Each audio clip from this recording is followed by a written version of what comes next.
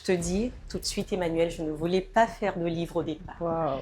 Parce que j'avais cette crainte-là de me révéler. Alors j'ai une anecdote Mhm. que j'ai commencé avec des journaux intimes. Comme tout le monde, j'écris, voilà, j'ai mon journal, j'en ai plusieurs. Et chaque fois que j'écrivais, je me dis, mais le jour où je serai plus là, les gens ils vont lire, ils vont savoir ce qui était dans ma tête, quelles étaient mes pensées secrètes. Et c'est un peu tout ça qui m'a donné de la pudeur à publier mes poèmes parce que je me suis dit en publiant un poème, c'est comme si quelqu'un rentrait en fait dans ma pensée. Tu as pleuré en écrivant ce livre. C'est arrivé. Oui, Ouais. oui.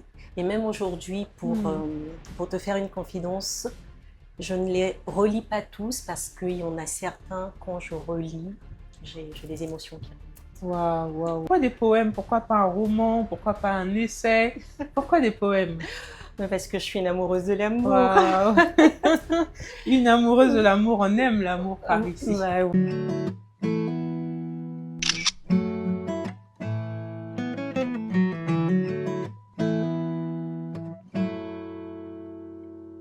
Bonjour et bienvenue dans Confidence d'auteur, l'émission où je reçois des auteurs extraordinaires qui nous parlent de leur œuvre mais aussi de leur expérience d'écriture. Alors aujourd'hui je reçois Fabiola. Bonjour Emmanuel. Bonjour Fabiola, je suis très ravie de te recevoir dans Confidence d'auteur. Un plaisir partagé. Enfin, enfin, depuis le temps. Nous y sommes arrivés. Oui, nous y sommes.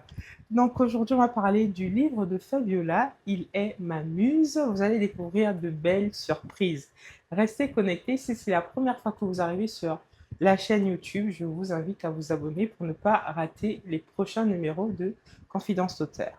Alors, Fabiola, comment vas-tu? Je vais très bien, un petit peu stressée parce que c'est la première fois que je me prête à ce genre d'exercice, donc je compte sur toi pour... Normalement, ça se passe bien. J'espère que ça va bien se passer. D'accord. Pour commencer, qui est Fabiola quand elle ne tient pas sa plume d'autrice? Alors, Fabiola est une acheteuse, donc avec plus de 10 années d'expérience dans le domaine des achats publics, en majorité, dans le domaine ferroviaire pour la plupart. Des achats. Des achats. Donc ton livre va bien se vendre, je considère. Ah, j'espère, j'espère. J'espère. Alors, comment tu es arrivée à l'écriture? C'est une très bonne question. Alors, d'aussi longtemps que je me souvienne, j'ai toujours écrit des poèmes. J'avais commencé assez jeune au collège, au lycée, avec des acrostiches pour commencer. Donc, je faisais des acrostiches avec des prénoms. Et puis après, ça évolue un petit peu vers des poèmes d'amour. Et puis, voilà, j'ai continué. J'ai arrêté pendant plusieurs années. Et j'ai recommencé il y a peut-être, on va dire peut-être 5, 8 ans, voilà, à écrire un poème par-ci, un poème par-là. Et puis voilà. Wow. Donc, j'ai vraiment le souvenir d'avoir toujours écrit. Génial. Et pourquoi des poèmes? Pourquoi pas un roman? Pourquoi pas un essai? Pourquoi des poèmes? Parce que je suis une amoureuse de l'amour. Wow. Une amoureuse de l'amour, on aime l'amour par ici. Bah oui. Et du coup, pourquoi avoir choisi le titre Il est ma muse? J'ai choisi ce titre parce qu'on a l'habitude d'entendre, enfin, quand on parle de muse, on a l'habitude que ce soit une femme, une personne féminine qui est la muse. Donc, on connaît des muses de peintres célèbres, d'artistes célèbres. Et en choisissant Il est ma muse, c'était pour mettre un petit peu l'accent sur le fait que la muse n'a pas forcément de genre. Donc, on peut être inspiré par il, par elle, par l'être divin. Voilà. Pour moi, la muse, c'est un peu tout ce qui, aujourd'hui, nous donne de l'inspiration, nous motive à faire quelque chose. Wow. Je comprends mieux l'idée de la couverture. D'ailleurs, Fabiola insistait. Moi, je lui ai dit, non, on va faire comme c'est. Elle me dit, non, moi, je veux mon image avec les deux visages sur la couverture. Exactement. Et ça décrit vraiment, finalement, l'esprit derrière le titre. Waouh, mais moi, je comprends mieux. Wow. Comme quoi, je t'ai quand même caché des choses. C'est bien, c'est bien. Et du coup, est-ce qu'il y a une muse pour toi? qui Ah, existe pour toi aujourd'hui? ça c'est une grande question. Euh, j'ai des muses, Mm. j'ai des muses. Ma première muse, c'est le divin. Mm. Et après, voilà, dans tout mon parcours, dans ma vie, dans tous les chemins que j'ai eu à faire, dans les épreuves, dans les joies que j'ai traversées, il y a eu des muses. Waouh, génial. Donc, du coup, on peut ne pas avoir une seule muse dans sa vie, on peut en avoir plusieurs.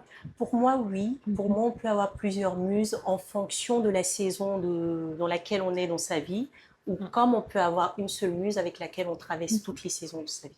Et du coup, tu as dit que tu écrivais des poèmes. Comment tu es arrivé à en faire un livre? Grande question. Alors, je te dis tout de suite, Emmanuel, je ne voulais pas faire de livre au départ Waouh.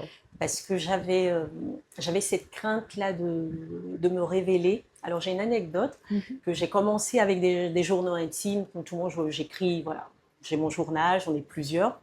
Et chaque fois que j'écrivais, je me dis, mais le jour, je serai plus là. Les gens, ils vont lire, ils vont savoir ce qui était dans ma tête, quelles étaient mes pensées secrètes. Et c'est un peu tout ça qui m'a donné de la pudeur à publier mes poèmes parce que je me suis dit, en publiant un poème, c'est comme si quelqu'un rentrait en fait dans ma pensée.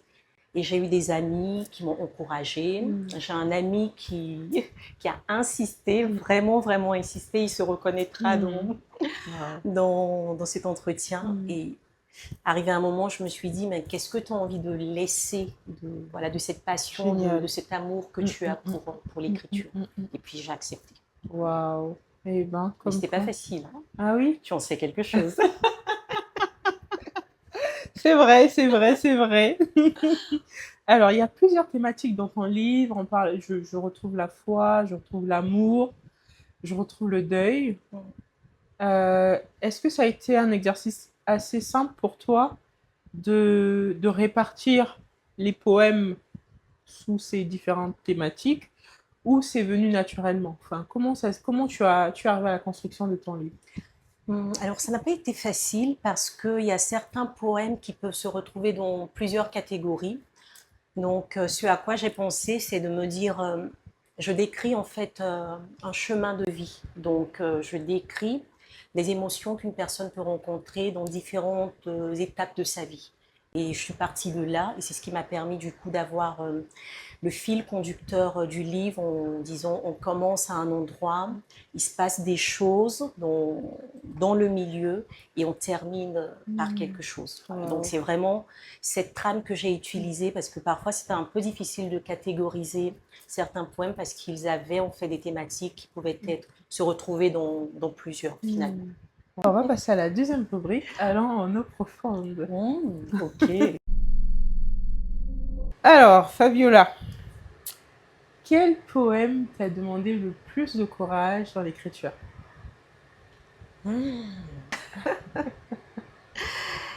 Il y en a plusieurs, mais je pense en particulier à un poème. Je peux dire le titre. Oui, bien sûr. C'est un poème qui s'appelle Lettre à mon meilleur ami. Hmm. Voilà. Celui-là, il m'a demandé beaucoup de courage. Il m'a demandé beaucoup de courage parce que à travers en fait le poème Lettre à mon meilleur ami, dedans en fait le lecteur va retrouver un cheminement d'émotions. Dans le même poème, on a un cheminement d'émotions, il y a un début, il y a une relation qui se passe, et puis il y a une chute. Voilà. Donc, ce poème a demandé beaucoup de courage parce qu'il a rappelé certaines situations de vie. Et en l'écrivant, j'ai voulu m'adresser à beaucoup de personnes qui traversent ce genre de situation pour leur dire que c'est possible et que parfois c'est important de fermer un livre. De fermer le livre. De fermer un livre. Un livre en particulier. Ouais. Est-ce que je peux creuser? On peut Quel toujours. livre? Un livre de.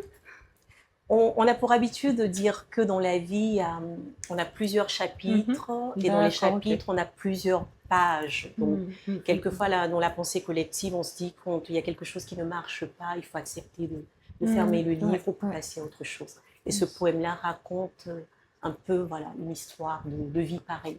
Où à un Ok. moment donné, il faut avoir le courage de Ouais, partir. c'est vrai. C'est vrai, c'est vrai, c'est vrai. Et est-ce qu'il y a un test que tu as hésité à publier, que tu as hésité, enfin, tu as écrit, que tu t'es dit est-ce que je le mets finalement dans le recueil? Pas du tout. Oui, Il y en a? il y en a quelques-uns. Mm. Alors, j'ai hésité parce que je me suis dit, les personnes qui sont proches de moi, qui me connaissent, vont se dire, oh, je vois un petit peu de quoi elle parle, essayer d'assimiler, mais bon, c'est pas vrai. Alors, je vous dis tout de suite, mes amis, mes proches, non, ce n'est pas vrai. Hmm. Est-ce que tu as pleuré en écrivant ce livre? C'est arrivé? Oui, Ouais. oui. Et même aujourd'hui, Hmm. pour te faire une confidence, je ne les relis pas tous parce qu'il y en a certains, quand je relis, j'ai des émotions qui remontent. Waouh, waouh, waouh, waouh, waouh. Il est ma muse. Franchement, moi, j'ai pris le temps de lire le livre. Je vous invite à faire de même parce que, comme a dit Fabiola, c'est un livre qui parle du chemin de la vie. Ouais. Donc, je pense que tout le monde pourrait se retrouver dans ce livre. J'ai pour habitude de dire, on n'écrit pas un livre pour s'adresser à tout le monde, mais franchement, en lisant ce livre, en lisant ce recueil de poèmes, je me rends compte à quel point chacun d'entre nous peut vraiment se retrouver dedans. Et donc, je vous invite à vous le procurer sur Amazon, à le lire. Vous m'en direz, en tout cas, vous reviendrez sur la vidéo pour mettre plutôt un petit commentaire et dire, ah ben oui, il y a quand même un poème qui m'a touché. Ouais. Merci, Emmanuel. Alors, est-ce qu'il existe un poème que tu as l'impression que les gens ne comprendraient peut-être pas, qu'il faudrait peut-être plus expliquer, mystérieux? Oui, oui. Alors, je pense enfin, j'en ai plusieurs en tête, mais je pense à un en particulier. Je pense à un particulier parce que même moi, quand je l'écrivais, je me suis dit effectivement, en l'écrivant, les, les personnes en tout cas qui liront ce poème en parcourant les pages de Il est ma muse se poseront des questions en fait, se diront mais pourquoi est-ce qu'elle a écrit ça? Est-ce qu'elle était dans une période de sa vie où elle pensait que voilà, c'était la fin? Mm. Et oui, je pense à Wow. un en particulier. On Mm. pourra en lire un extrait Mm. Yeah, au vous cours. voyez, restez jusqu'à la fin. Oh, Il y a de bonnes ouais, il y choses. a de bonnes choses qui arrivent. Restez vraiment jusqu'à la fin de l'émission. Vous allez découvrir des petits extraits de ce recueil de poèmes. Oui. Tu parles, il y a une partie, je ne dirais pas, mais on retrouve des éléments liés à la foi dans le recueil de poèmes. Est-ce que c'était important pour toi de parler de la foi dans, dans le recueil ou ça s'est fait... Enfin, moi je l'ai retrouvé, peut-être que toi, en l'écrivant, c'est simplement comme ça que tu l'as écrit, c'est par inspiration, ou c'était fait exprès de parler de la foi.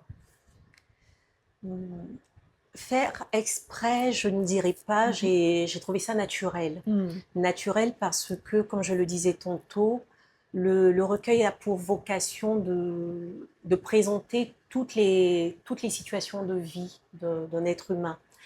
Et pour moi, on est des êtres spirituels, on a un divin, et donc, dans notre vie, dans notre cheminement, la foi, en tout cas dans le mien, la foi a sa place. Mm. Et quand je dis que la foi a sa place et quand je parle des émotions des personnes, pour moi, c'est naturel de me dire j'ai des émotions qui vont se référer à Dieu. J'ai des émotions qui vont me permettre de dire que dans ma vie, je commence par Dieu, je déroule tout avec lui et j'avance. Donc, Mm. ça s'est fait vraiment très naturellement. Mm, mm, mm, mm. Wow. Tu parles aussi d'amour dans ton livre, Oui, oui, oui. mais ce n'est pas que de l'amour romantique, pas que de l'amour entre un homme et une femme. On voit Non. l'amour sous plusieurs aspects. Quelle est la définition de l'amour que toi tu voudrais transmettre? Ah, je m'attendais pas à cette question. Je ne m'attendais pas à cette Ah bah question. super. Même en étant une amoureuse de l'amour, Mhm. je n'ai pas de définition figée de l'amour. Mm.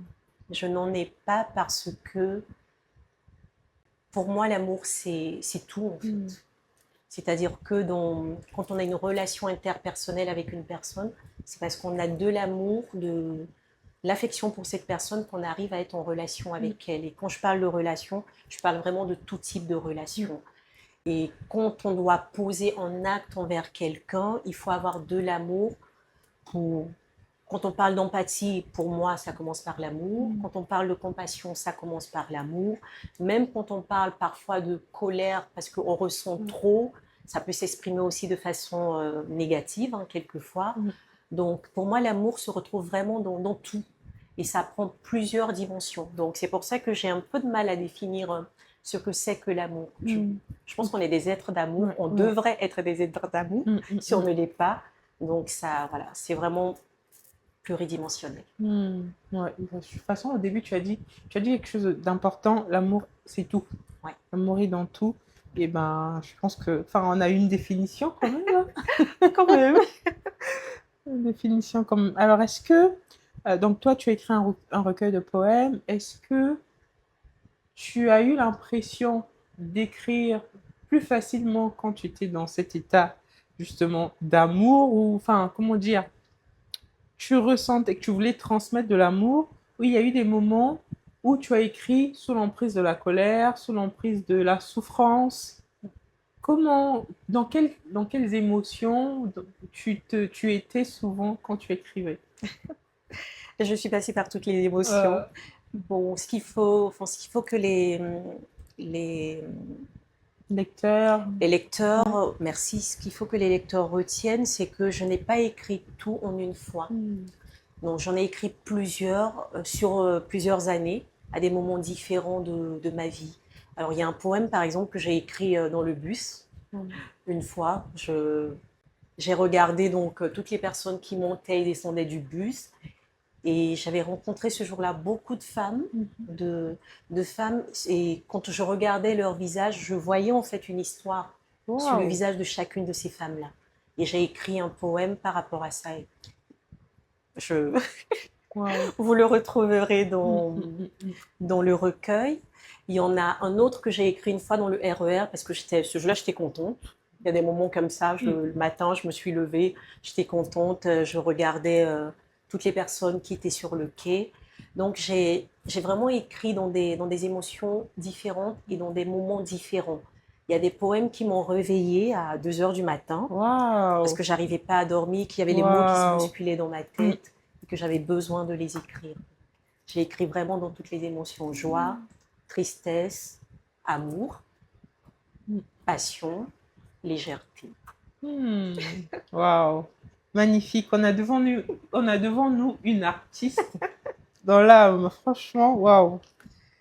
Tu parlais de certaines personnes, enfin, tu as parlé de l'exemple où tu étais dans le bus, tu as rencontré des femmes, et du coup, ça t'a inspiré, enfin, ça t'a amené à écrire un poème.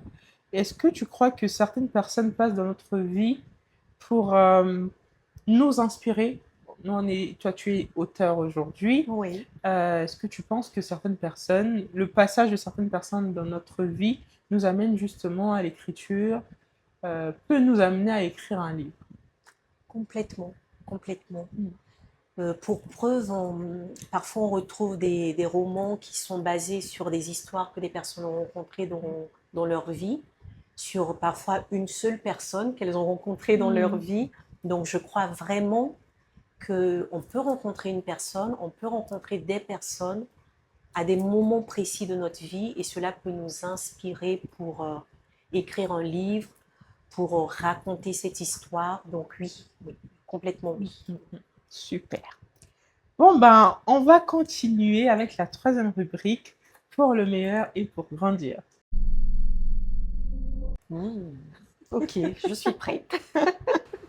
Alors, Fabiola, est-ce que quand tu as écrit ton recueil, est-ce que tu avais des rituels d'écriture? Comment ça se passait quand tu écrivais? Je ne suis pas un exemple. Je vais répondre à la question, mais je préfère le dire tout de suite. Je ne suis pas un exemple du tout. Je n'ai pas de rituel en tant que tel. Parce que comme je disais, j'écris comme ça me vient, selon comment je me sens. J'ai un ami qui écrit des slams, qui écrit aussi des poèmes, qui m'a dit il faut que tu aies un rituel. Alors je n'y suis pas arrivée, mais par contre il m'a donné un conseil que je peux partager, qui m'a beaucoup aidée, parce que comme j'écris comme ça sur mon inspiration, mais parfois je me retrouve avec des poèmes qui sont à moitié faits. Et quand je reviens, puisque j'ai plus l'inspiration, je ne peux pas continuer. Alors ce qu'il m'a donné comme conseil, il m'a dit mets toujours un titre.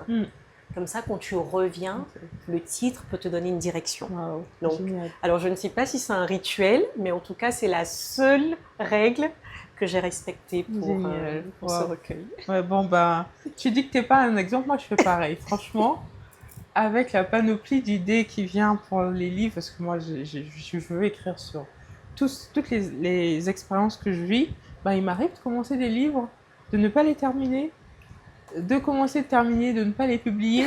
Donc, franchement, ben, je te dis, il y a plein de livres que j'ai terminés qui ne sont pas publiés. Donc, quelle a été l'étape la plus difficile avant la publication de ton livre?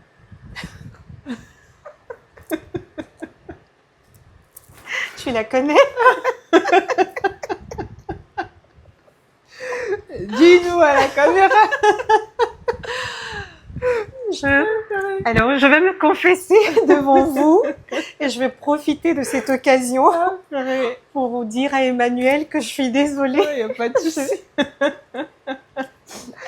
L'étape la plus difficile, ça a été la correction, la relecture, tout le formalisme, voilà, tout l'aspect en fait qui permet d'aboutir à un livre en vrai, parce que bon, moi si c'est écrire, il n'y a pas de problème, mais après organiser tout ça, et oui, ça c'était difficile. Ouais. D'ailleurs, si vous remarquez, ben, on a deux versions. On a le grand format et le petit qui était censé sortir depuis quand, je ne sais plus, et le petit. Donc, pour vous dire à quel point. J'ai une amie qui, toujours dans la même veine, j'ai une amie, quand je lui ai annoncé, elle m'a dit, mais tu te rends compte que ça fait 1 an quand même, tu as mis du temps.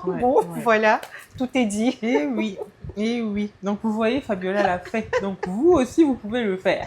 Si je l'ai fait, c'est que tout le monde peut le faire. Ah là là. Et qu'est-ce qui t'a le plus surpris dans cette aventure d'écriture?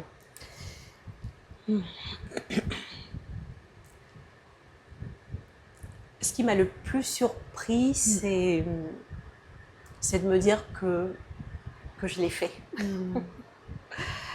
Parce que ça fait quand même des années que ça trotte dans ma tête, et comme je disais, j'avais quand même des amis, des personnes qui m'encourageaient, et j'avais jamais fait le pas.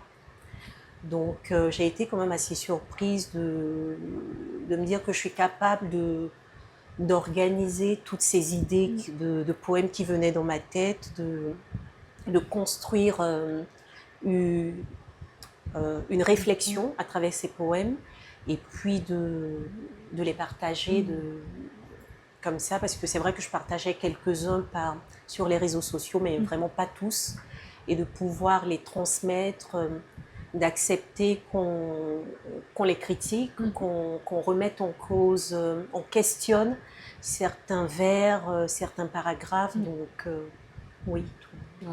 Et ça m'amène à la prochaine question. Il y a beaucoup de gens aujourd'hui qui ont écrit, mais qui n'osent pas montrer leur travail, qui le cachent par peur justement des critiques. Qu'est-ce que tu pourrais dire à une personne qui tombe sur cette émission, qui hésite, qui a peur? Quel conseil tu pourrais lui donner? Je vais donner un conseil que presque tout le monde donne, qu'on nous dit tous les jours: vas-y, fonce. On entend souvent le vas-y, fonce, et parfois il paraît un peu banal, parce que tout le temps on entend ça, vas-y, fonce. Mais ok, vas-y, fonce, c'est simple à dire pour toi. Alors qu'en réalité, ça ne l'est pas. Ça ne l'est pas quand tu n'as pas l'habitude de le faire, ça ne l'est pas quand c'est quelque chose de nouveau, ça ne l'est pas quand ta personnalité peut-être n'est pas d'être un fonceur ou une fonceuse.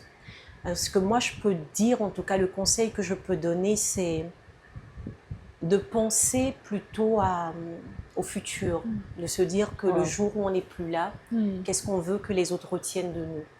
Et une fois qu'on se pose cette question-là, si on se dit qu'on a envie de laisser une mémoire, de laisser un héritage, ça permet de mettre la machine en marche. Et c'est Yes, ce que je wow. me suis dit. Waouh, c'est profond tout ça. Waouh. Ouais, pensons à l'héritage qu'on peut laisser. C'est oui, c'est on n'est pas éternel sur cette Non, terre. non. Waouh, yes. Mm. Et du coup, comment as-tu trouvé l'inspiration pour les titres de tes poèmes?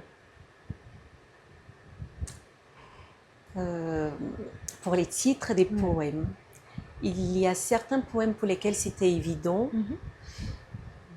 Il y en a d'autres où j'ai mis quand même un peu de temps à trouver un titre, où j'ai fait la méthode, mais vraiment très, très pragmatique, très rationnelle, qu'on avait à l'école quand on faisait donc de l'expression écrite, un résumé de Mhm. texte. Donc il y a certains pour lesquels j'ai procédé comme ça en me disant quel est le thème, l'idée majeure qui ressort. Il n'y en a pas beaucoup parce que il n'y en a pas beaucoup qui sont comme ça, mais là où je bloquais vraiment, Mhm. et puis il y en a d'autres, ben, c'est venu vraiment naturellement. Wow. Et est-ce qu'il y a des poètes qui t'inspirent? Il y en a un que j'aime beaucoup, Khalil Gibran. Khalil? Gibran. Ah, je connais pas. Gibran. Je vais chercher. Oui. Et qu'est-ce que tu as découvert sur toi en écrivant ce recueil?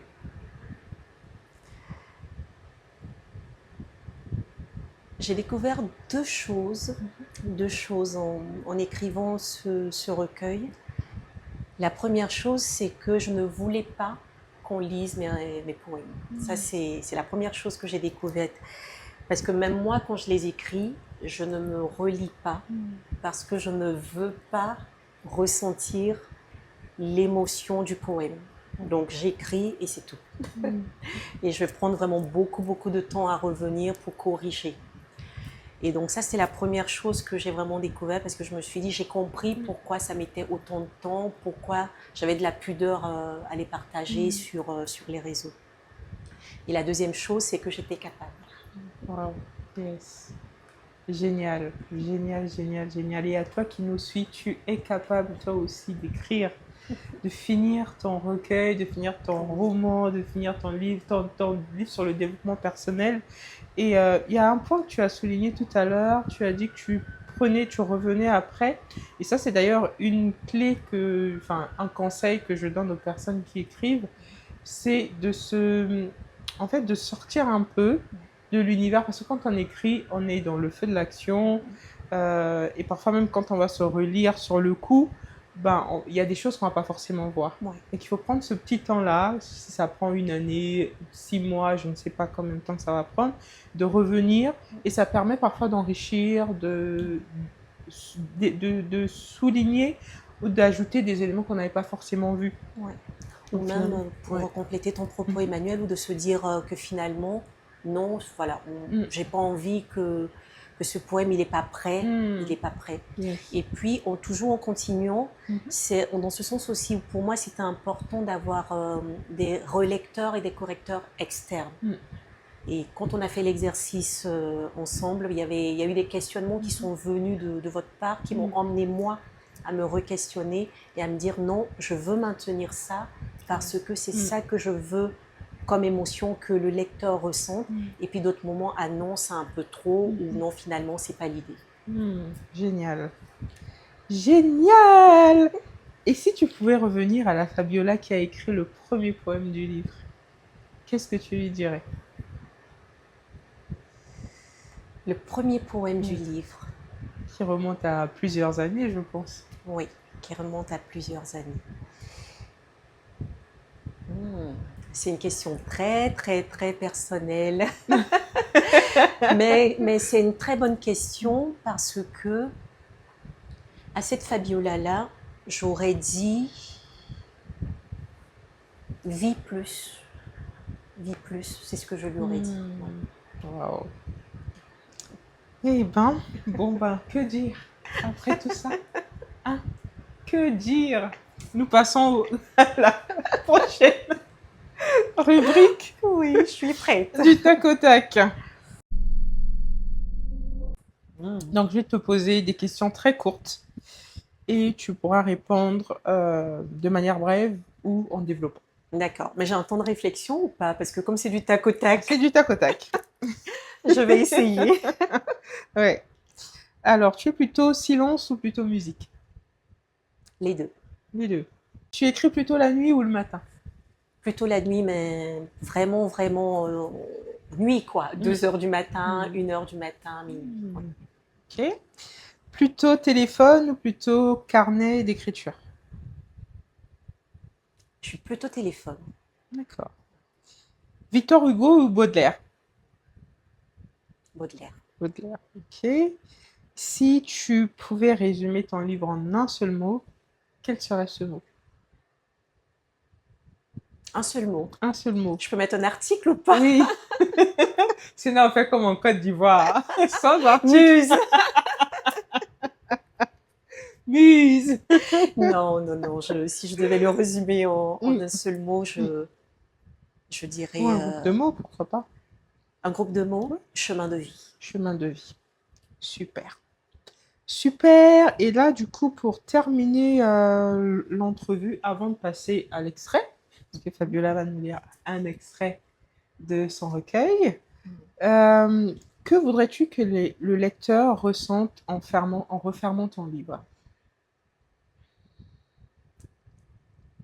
En refermant Il est ma muse, ce que j'aimerais que le lecteur ressente, c'est de se dire une personne s'est mise à ma place, a vécu ce que j'ai vécu, a traduit ce que j'ai vécu, a ressenti ce que j'ai ressenti et l'a couché sur des pages. Génial. Ok, très bien. On arrive à la fin. Déjà, Ah. qu'est-ce que c'est vite passé? Qu'est-ce que c'est vite passé? Tu me disais, non, 45 minutes, c'est trop. Comment je vais? Non, mais après, tu m'as mis à l'aise. Mais c'est vrai que c'était Super. un nouvel exercice pour moi. Ok. Bon, bah, très bien. On va du coup passer à la lecture de l'extrait par Fabiola. Je vous lis un extrait du poème À la recherche du bonheur. Je ne suis pas douée pour parler de moi, pour parler de mes sentiments. Au fond de moi, je ressens ce vide, ce trou profond, dont on ne voit pas le bout. Si profond, si au fond et si long. Tant de choses se bousculent en moi, je ne suis pas douée pour les dire. Ou peut-être n'en ai-je pas envie. Merci. Tu veux nous lire un deuxième extrait? Oui, je vais les lire en deuxième. Non, pas celui-là.